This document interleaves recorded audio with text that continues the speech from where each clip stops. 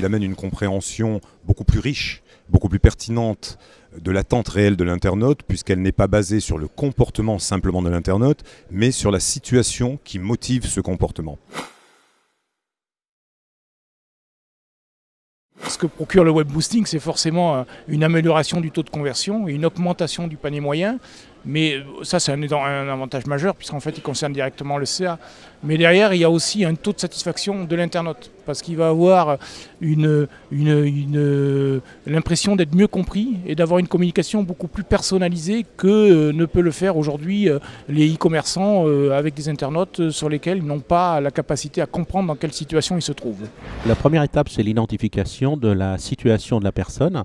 Et pour cela, on pose des trackers qui vont observer certaines dimensions, sa vitesse, le fait qu'il hésite, qu'il revient sur des produits ou pas, qu'il est intéressé par des types de produits ou par des variantes particulières. On a un grand nombre de trackers qui vont constituer une signature situationnelle, un impact en fait de la situation de la personne sur le système e-commerce. Et de là, à partir de cette signature, on va enclencher des moteurs qui vont effectuer un traitement de façon à trouver le produit le mieux approprié à cette signature-là. Ça me semble être un produit assez innovant par rapport aux autres solutions qui sont plutôt des solutions sur lesquelles on collecte les données et puis après on analyse en fait ce qui s'est passé, mais c'est pas forcément toujours hyper réactif.